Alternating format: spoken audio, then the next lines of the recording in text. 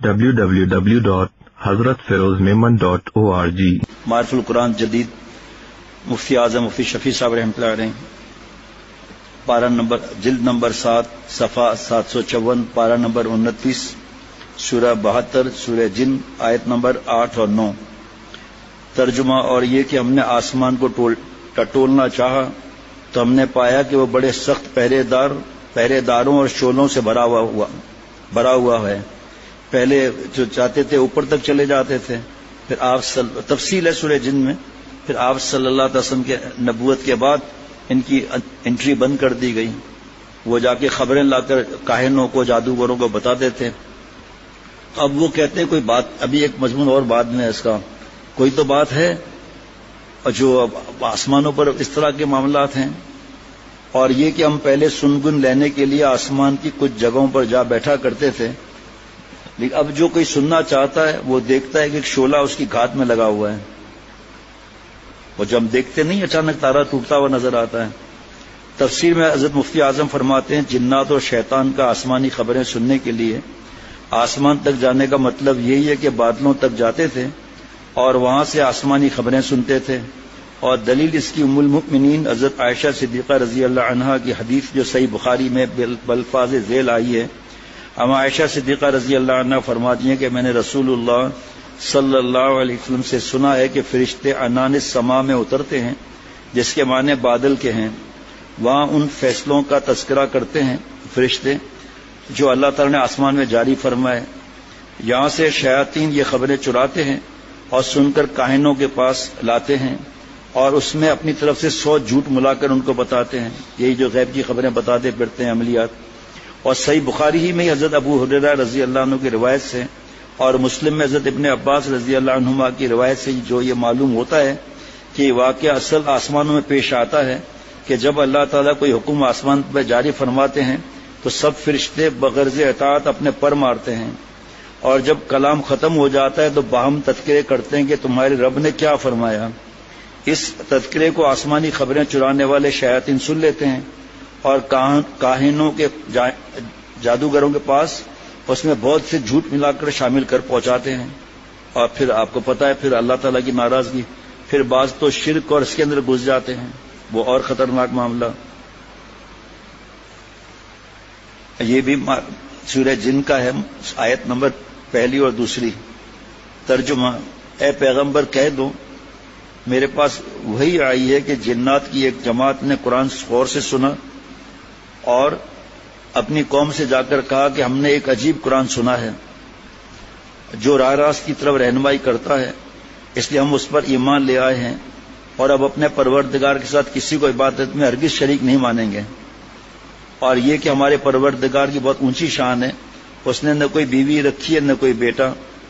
سورہ جن کے نزول کا واقعے کی تفصیل صحیح بخاری، مسلم شریف، ترمذی وغیرہ میں حضرت ابن عباس رضی اللہ عنہما کی روایت ہے کہ اس واقعے میں رسول اللہ صلی اللہ علیہ وسلم نے جنات کو قرآن بالقصد سنایا نہیں، بلکہ ان کو دیکھا بھی نہیں، بلکہ واقعہ یہ پیش آیا کہ آپ اپنے کچھ صحابہ رضوان اللہ علیہ مجمعین کے ساتھ بازار عکاظ کی طرف جا رہے تھے، اور یہ واقعہ اس وقت کا ہے جبکہ شیاطین کو آسمان کی خبریں سننے سے شہاب ثاقب کے ذریعے روک دیا گیا، اور جنات نے باہم مشورہ کیا کہ یا حادثہ جو ہم پر آسمانی خبروں سے ممنوع ہو جانے کا پیش آیا ہے یہ کوئی اتفاقی بات نہیں ہے، دنیا میں کوئی نئی چیز پیش آئی ہے اور جو اس کا سبب ہوئی ہے، اور یہ طے کیا کہ زمین کے مشرق مغرب ہر طرف میں جنات کے وفود جائیں اور اس کی تحقیق کر کے آئیں کہ یہ نئی کیا چیز پیش آئی ہے جو ہماری انٹری بینڈ ہو گئی وہاں۔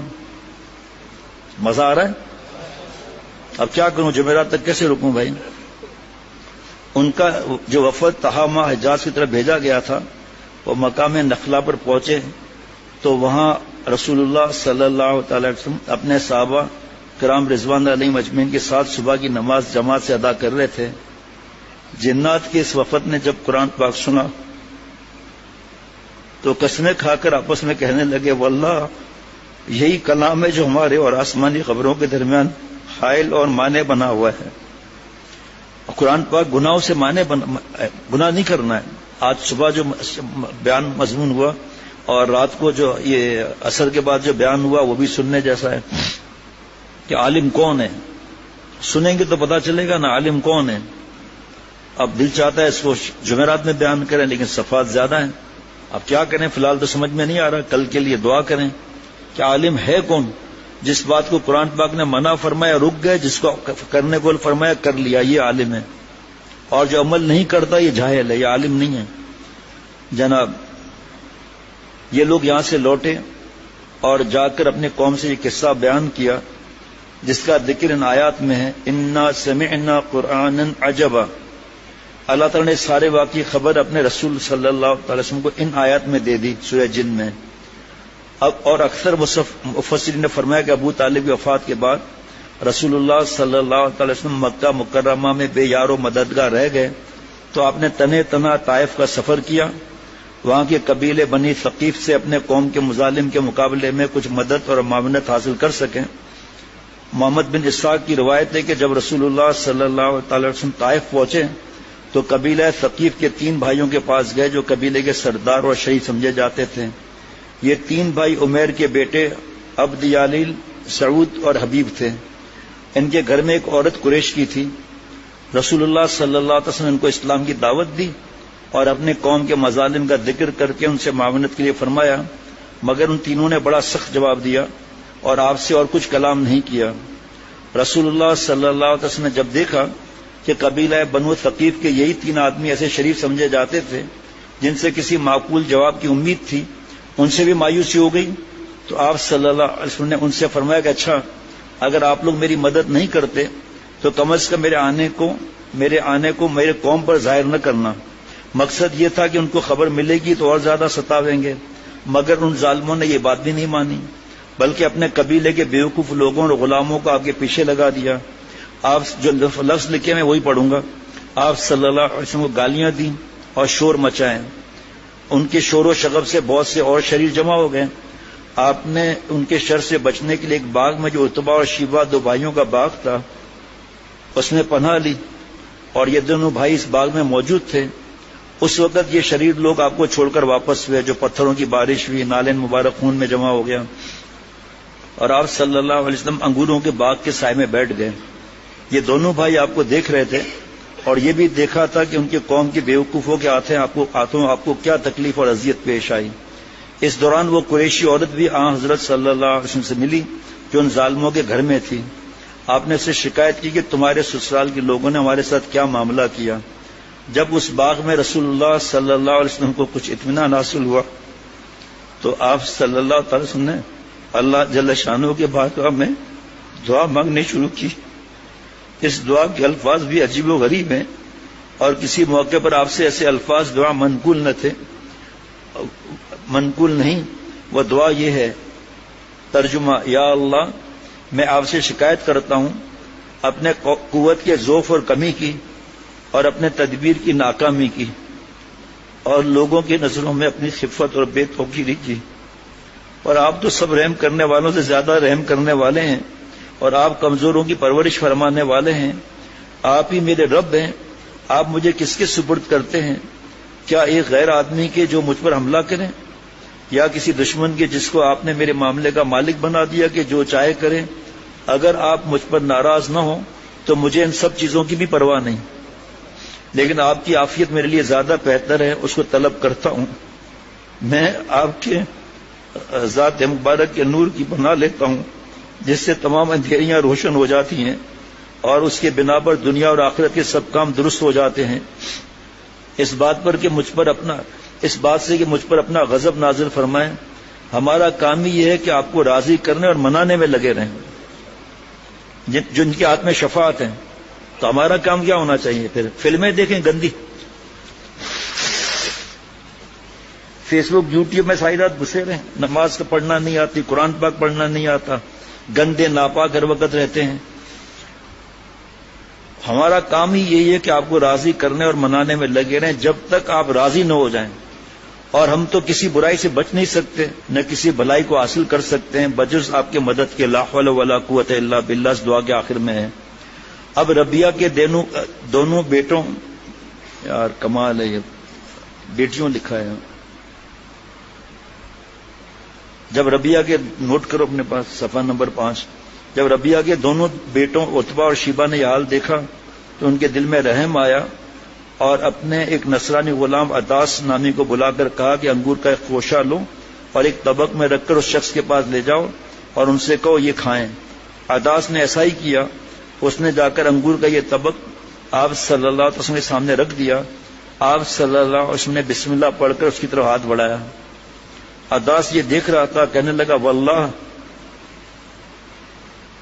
یہ کلام یعنی بسم اللہ الرحمن الرحیم اس شہر کے لوگ نہیں بولتے ہیں۔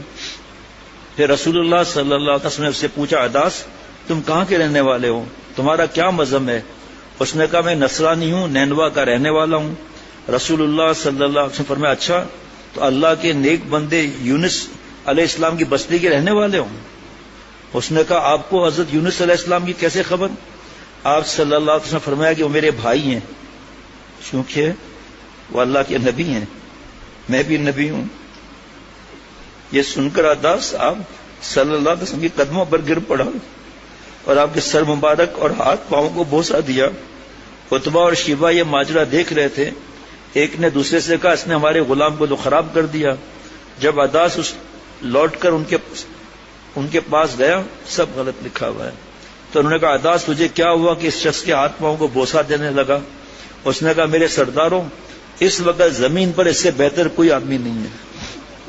اس نے مجھے ایک ایسی بات بتلائی جو نبی کے سوا کوئی نہیں بتلا سکتا۔ انہوں نے کہا کم بخت ایسا نہ ہو کہ آدمی تجھے تیرے مذہب سے پھیر دے، کیونکہ تیرا دین بہرحال اس کے دین سے بہتر ہے۔ اس کے بعد آپ صلی اللہ علیہ وسلم طائف سے مکہ مکرمہ کی طرف لوٹ گئے، جبکہ بنی ثقیف کی ہر خیر سے مایوس ہو گئے۔ واپسی میں آپ نے مقام نخلا پر قیام فرمایا اور آخری شب میں نماز تہجد پڑھنے لگے تو ملک یمین نصیبین کے جنات کا یہ وفد بھی وہاں پہنچا ہوا تھا۔ اس نے قرآن سنا اور سن کر ایمان لے آیا اور اپنی قوم کی طرف واپس جا کر واقعہ بتلایا، جس کا ذکر اللہ تعالی نے آیت مذکورہ میں نازل فرمایا۔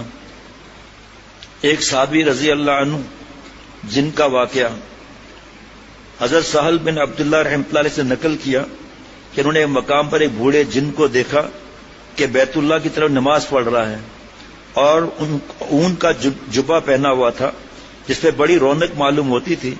نماز سے فارغ ہونے کے بعد حضرت سہل کہتے ہیں کہ میں نے ان کو سلام کیا اور انہوں نے سلام کا جواب دے کر بتلایا کہ تم اس جبے کی رونق سے تعجب کر رہے ہو؟ ہے جی، یہ جبہ 700 سال سے میرے بدن پر ہے، یا اللہ 700 سال سے۔ اسی جبے میں نے حضرت عیسیٰ علیہ السلام سے ملاقات کی، پھر اسی جبی میں محمد صلی اللہ علیہ وسلم کی زیارت کی، اور میں ان جنات میں سے ہوں جن کے بارے میں سورہ جن نازل ہوئی ہے جناب۔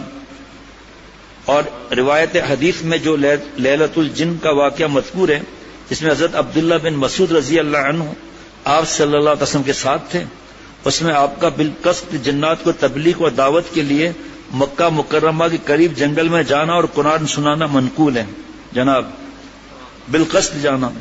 وہ بظاہر اس واقعے کے بعد کا قصہ ہے جس کا ذکر سورہ جن میں آیا ہے، اور بزرگوں نے فرمایا کہ احادیث معتبرہ سے ثابت ہوتا ہے کہ جنات کے وفود نبی کریم صلی اللہ علیہ وسلم کی خدمت میں 6 مرتبہ حاضر ہوئے ہیں۔ آج لوگ جنات سے ڈرتے ہیں، بچپن سے ماں باپ نے ڈرایا ہوا ہے جناب۔ ابھی رات کو ہی کسی کا فون تھا، بڑی خاتون ہے، بڑی عمر کی، کہا وہ اکیلی رہتی ہیں، بڑی عمر کی ہیں، نیک ہے ماشاءاللہ۔ تو انہوں نے کہا کہ اب تک تو ماشاءاللہ مسئلہ نہیں ہوا، مجھے بھی کوئی ایسا ہوا کہ سلائی مشین کا ڈبہ خود بخود گر گیا، میں نے 1 گھنٹے اس کو سلائی کی تھی، پھر ایسے جب ٹھیک رکھا 1 گھنٹے کے بعد گر پڑا۔ میں نے کہا اماں جی یہ کون سی بڑی بات ہے، ایسا تو ہوتا رہتا ہے۔ کہا نہیں مجھے لگتا ہے کوئی مجھے دیکھ رہا ہے۔ میں نے کہا اچھا کوئی بات نہیں، آپ کو جو کہہ رہا ہوں پڑھ کے سو جاؤ، صبح مجھے بتانا۔ آج صبح 10-11 بجے فون آیا کہ کچھ بھی نہیں ہوا۔ یہ سوچ جو ہے نا انسان کو مشکل میں ڈال دیتی ہے۔ اب اگر میں اس وقت اکیلا ہوں فرض کریں، روشنی بند ہے، سب ایک بلب اوپر کھلا ہوا ہے، اکیلا ہوں، میں اپنی بات کر رہا ہوں، تھوڑی دیر کے بعد محسوس ہوگا مجھے کوئی دیکھ رہا ہے، پھر محسوس ہوگا مجھے کوئی دبا رہا ہے، پھر محسوس ہوگا کرسی کوئی ہلا رہا ہے۔ یا مجھے تو اتنے لکھا ہے، حالانکہ ایسا ہوتا نہیں، خیالات کے ذریعے خواہ مخواہ اپنی طرف سوچتا ہے کہ دجال کھڑکی سے مجھے گھور رہا ہے، یہ جب دجال کے زیادہ بیان کتابیں چھپی تھی نا، جب کا واقعہ ہے یہ. اس وقت بھی آپ کو کیا معلوم اس میں کتنے جنات ہوں. بنگلہ دیش کے ایک جن بادشاہ ہیں، وہ مطلب ہیں صحیح لیکن جنات بڑے ان کے ہاتھ میں ہیں. میں اور مولانا بیٹھے ہوئے تھے خانقاہ میں، اندر کمرہ حضرت کا چھوٹا ICU کا، جگہ نہیں تھی، ہم بیٹھے ہوئے تھے. تھوڑی دیر کے بعد وہ نکلے، 10-12 لوگ تھے، تو مولانا اٹھ کر بھاگے حضرت کے کمرے کی طرف. میں بھی بھاگا کہ بھائی مولانا اتنے بڑے عالم ہیں، جناتوں کو جوتے مارتے ہیں، ٹھیک کرتے ہیں شریر جنات کو. تو اندر جا کے حضرت سے پوچھا، حضرت یہ کون تھے یہاں پر، آپ سے کیوں آئے تھے؟ یہ فرمایا بیعت ہونے آئے تھے. کہ حضرت یہ جنات تھے، اور اس میں ایک جنات کا بادشاہ بھی تھا. حضرت حاجی صاحب رحمۃ اللہ علیہ سے تو بہت بڑی تعداد میں جنات بیعت تھے. بھائی آیت ہے وما خلقت الجن والانس الا لیعبدون، یہاں تک لکھا ہے کہ یہ قرآن پاک میں جنات اور انسان کے بارے میں آیت ہے. ایک تو ہے کہ ڈرنا نہیں ہے، وہ الگ بات ہے، سمجھانا ہے، ڈرنا نہیں ہے. لیکن جو جنات کی حقیقت سے اور فرشتوں کے وجود سے انکار کر دے جنات اور اس کے بارے میں، تو میں مسئلہ نہیں بتاتا، مفتی صاحب سے پوچھ لیں ذرا. آپ کتنا بھی ان کو بچاؤ کہ ڈر نہ کرو، خامخواہ ڈرتے ہیں. وما خلقت الجن والانس الا لیعبدون، ٹھیک ہے. اب وما خلقت الجن والانس، جن آیا، انسان آیا. تو جنات اور انسان کے اندر مسلمان بھی ہے، غیر مسلم بھی ہیں. مسلمان میں نیک بھی ہیں، پنگے باز بھی ہیں. جنات میں مسلمان بھی ہیں، کافر بھی ہیں. اور جنات کے اندر نیک مسلمان بھی ہیں، شرارتی بھی ہیں. کفار کا تو میں نیک نہیں کہوں گا، اچھی باتیں کرنے والے، شرارتی بھی ہیں. اب یہ عاملوں کو لے آتے ہیں، تو جو کونے میں جنات ہیں نا جہاں بھی، تو وہ پھر اپنی عبادت میں مشغول ہیں، وہ پھر ان کو چھیڑتے ہیں تو وہ مسئلہ کرتے ہیں. اب یہی جنات کا سردار بیٹھا ہوا ہے، آپ کو کیا معلوم. تو حضرت نے ان سے فرمایا کہ جنات سے کہنے اپنی اصلی شکل میں نہ آئیں، ورنہ آپ کا شیخ کا تو حالت خراب ہو جائے گی. پتہ ہی نہیں چلتا نا، یہ سنے تو اور مزہ آئے گا جناب. تو آپ صلی اللہ علیہ وسلم بالقصد اسی کام کے لیے تشریف لے گئے کہ جنات کو دعوت اسلام دیں اور قرآن سنائیں. یہ اس کے بعد پیش آیا ہے. حضرت رافع بن عمیر رضی اللہ عنہ کا اسلام بسبب جنات ہے جی. تفسیر مزری میں ہے کہ حضرت سعید بن جبیر رضی اللہ عنہ سے یہ نقل کیا ہے کہ حضرت رافع بن عمیر صحابی رضی اللہ عنہ نے اپنے اسلام قبول کرنے کا ایک واقعہ یہ بتلایا. میں ایک رات ایک ریگستان میں سے سفر کر رہا تھا، ریگستان ڈیزرٹ. اچانک مجھ پر نیند کا غلبہ ہوا، میں اپنے اونٹنی سے اترا اور سو گیا. سونے سے پہلے میں نے اپنے قوم کی عادت کے مطابق یہ الفاظ کہے، یعنی پہلے مطلب اسلام تو لے آئے لیکن ابھی پورا تو معاملہ نہیں ہوا تھا. یعنی میں پناہ لیتا ہوں اس جنگل کے جنات کے سردار کی. میں نے خواب میں دیکھا کہ ایک شخص کے ہاتھ میں ایک ہتھیار ہے، اس کو میرے ناکا کے سینے پر رکھنا چاہتا ہے. میں گھبرا کر اٹھا، دائیں بائیں دیکھا، کچھ نہ پایا. میں نے دل میں کہا کہ یہ شیطانی خیال ہے، خواب اصلی نہیں، اور پھر سو گیا اور بالکل غافل ہو گیا. تو پھر وہی خواب دیکھا. پھر میں اٹھا اور اپنی ناکا کے چاروں طرف پھرا، کچھ نہ پایا، مگر ناکا اونٹنے کو دیکھا وہ کانپ رہی ہے جناب. میں پھر جا کر اپنی جگہ سو گیا تو پھر وہی خواب دیکھا. میں بیدار ہوا تو دیکھا کہ میری ناکا تڑپ رہی ہے، اور پھر دیکھا ایک نوجوان جس کے ہاتھ میں نیزہ، برچی، بھالا ہے. یہ وہی شخص تھا جس کو خواب میں ناکا پر حملہ کرتے دیکھا تھا، وہی شخص تھا وہ. اور ساتھ ہی یہ دیکھا کہ ایک بوڑھے آدمی نے اس کا ہاتھ پکڑ رکھا ہے جو ناکا پر حملہ کرنے سے روک رہا ہے اونٹنی کو. اس عرصے میں 3 گورخر زیبرا سامنے آ گئے. تو بوڑھے نے اس نوجوان سے کہا ان تینوں میں سے جس کو تو پسند کرے وہ لے لے اور اس انسان کی اونٹنی کو چھوڑ دے. وہ جوان ایک گورخر زیبرا لے کر رخصت ہو گیا. پھر اس بوڑھے نے میری طرف دیکھ کر کہا اے بیوقوف، جب تو جنگل میں ٹھہرے اور وہاں کے جنات سے، شیاطین سے خطرہ ہو تو یہ کہا کر اعوذ باللہ رب محمد من حولی ھذا الوادی، یعنی میں پناہ چاہتا ہوں رب محمد صلی اللہ علیہ وسلم کی. تم نے وہاں جنات کا کہہ دیا، سردار کا.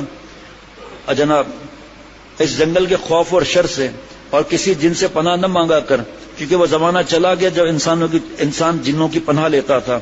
میں نے اس سے پوچھا کہ وہ کون ہے؟ اس نے کہا یہ نبی عربی ہیں صلی اللہ علیہ وسلم، نہ شرکی نہ غربی، پیر کے روز یہ مبعوث ہوئے ہیں. میں نے پوچھا کہ یہاں کہاں رہتے ہیں؟